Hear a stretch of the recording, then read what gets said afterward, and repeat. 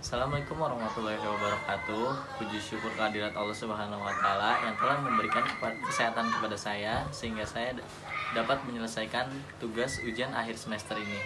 Nama saya Rian Panca Hidayah, NPM 2134025162008. Program Studi Manajemen Fakultas Ekonomi dan Bisnis. Saya akan menjelaskan secara singkat apa itu bela negara. Apa itu bela negara?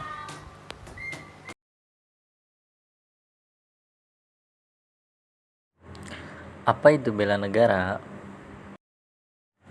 Pengertian bela negara berdasarkan pasal 1 ayat 2 Undang-Undang Nomor 1 Tahun 1998, bela negara adalah tekad, sikap, dan tindakan warga negara yang teratur, menyeluruh, terpadu, dan berlanjut yang dilandasi oleh kecintaan tanah air, kesadaran berbangsa dan bernegara, serta keyakinan akan kesaktian Pancasila sebagai ideologi negara, dan kerelaan untuk berkorban guna meniadakan setiap ancaman baik dari luar negeri maupun dari dalam negeri yang membahayakan kemerdekaan dan kedaulatan negara, kesatuan dan persatuan bangsa, keutuhan wilayah, yurisdiksional, serta nilai-nilai Pancasila dan Undang-Undang 1945.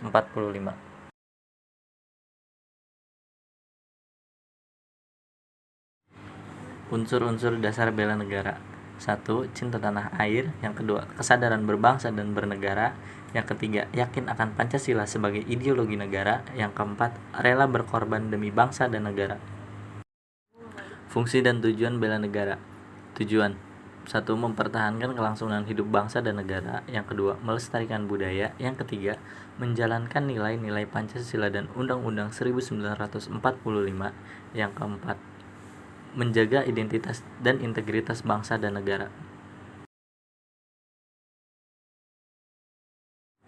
Fungsi bela negara yaitu 1. Mempertahankan negara dari berbagai ancaman. Yang kedua, menjaga keutuhan wilayah negara.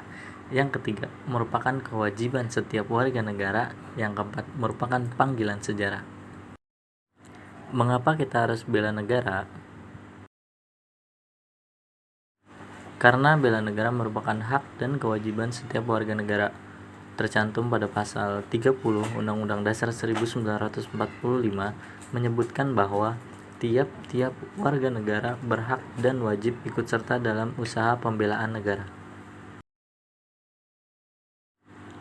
Konsep bela negara terdiri dari bela negara secara fisik dan bela negara secara non-fisik.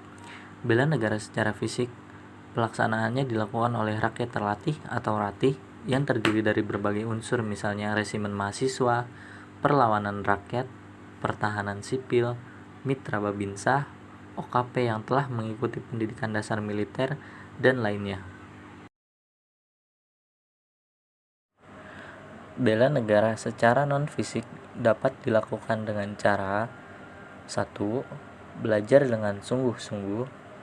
Yang kedua, mencintai produk-produk dalam negeri. Yang ketiga, mempelajari dan melestarikan budaya bangsa sendiri. Yang keempat, tidak mencemari nama baik negara. Yang kelima, tidak terpengaruh akan budaya asing yang bersifat negatif. Dasar hukum dan peraturan tentang wajib bela negara tercantum dalam 1.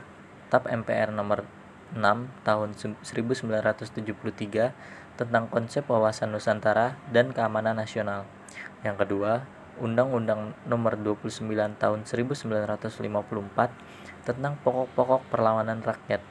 Yang ketiga, Undang-Undang Nomor 20 Tahun 1982 tentang ketentuan pokok hankam negara Republik Indonesia diubah oleh Undang-Undang Nomor 1 Tahun 1988.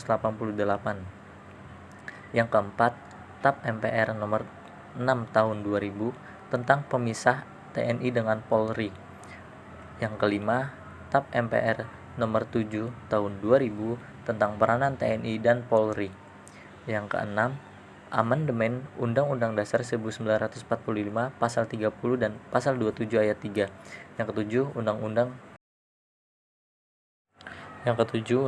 Nomor 3 Tahun 2002 tentang Pertahanan Negara. Apa manfaat yang didapatkan dari bela negara? Manfaat dari bela negara. 1. Membentuk sikap disiplin waktu, aktivitas, dan pengaturan kegiatan lain. Yang kedua, membentuk jiwa kebersamaan dan solidaritas antar sesama rekan seperjuangan. Yang ketiga, membentuk mental dan fisik yang tangguh. Yang keempat, menanamkan rasa kecintaan pada bangsa dan patriotisme sesuai dengan kemampuan diri.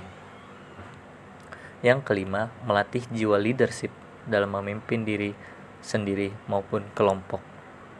Yang keenam, membentuk iman dan takwa pada agama yang dianut oleh individu. Yang ketujuh, menghilangkan sikap negatif seperti malas, apatis, boros, egois, dan tidak disiplin. Yang kedelapan, membentuk perilaku jujur, tegas, adil, tepat, dan kepedulian antar sesama. Apa penyebab lemahnya kesadaran bela negara? Lemahnya kesadaran bela negara yaitu 1. Ketidakpedulian terhadap bendera dan lagu kebangsaan. Yang kedua, kurangnya apresiasi terhadap kebudayaan dan kesenian daerah. Yang ketiga, konflik antar etnis yang mengakibatkan pertumpahan darah. Yang keempat, tiadanya penghayatan atas arti perjuangan para pahlawan kemerdekaan. Yang kelima, ketidakadilan sosial dan ekonomi. Yang keenam, kurang tanggapnya pemerintah baik di pusat maupun di daerah.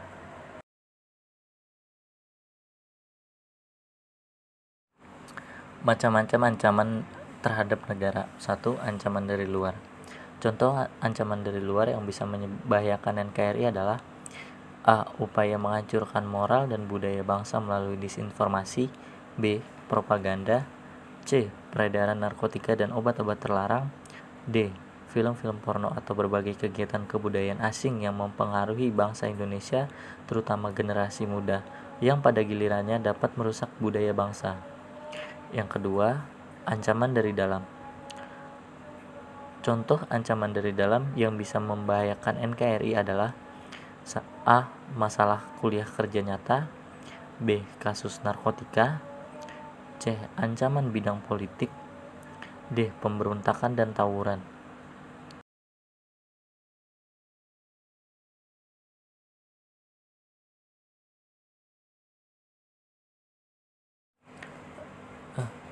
Saran bagi pemerintah Republik Indonesia selaku pemangku kebijakan dan kekuasaan diharapkan untuk terus-menerus mensosialisasikan pentingnya pendidikan bela negara terhadap karakter anak bangsa, khususnya di kalangan mahasiswa dan umumnya semua warga negara Indonesia. Melakukan sosialisasi dalam ranah pendidikan maupun sosial politik. Pemerintah untuk terus memberikan dukungan kepada pihak-pihak yang terkait selaku pelaksana pendidikan bela negara di lingkungan masing-masing.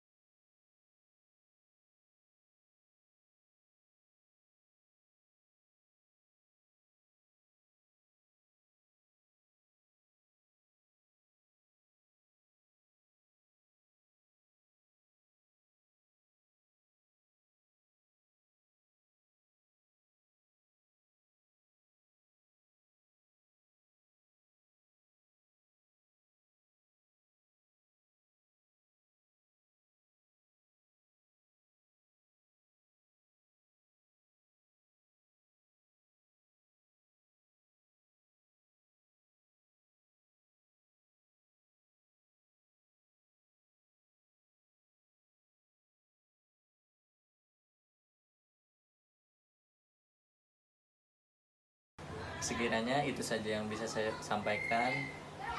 Mohon maaf bila ada kesalahan kata. Wabillahi taufiq wal hidayah. Wassalamualaikum warahmatullahi wabarakatuh.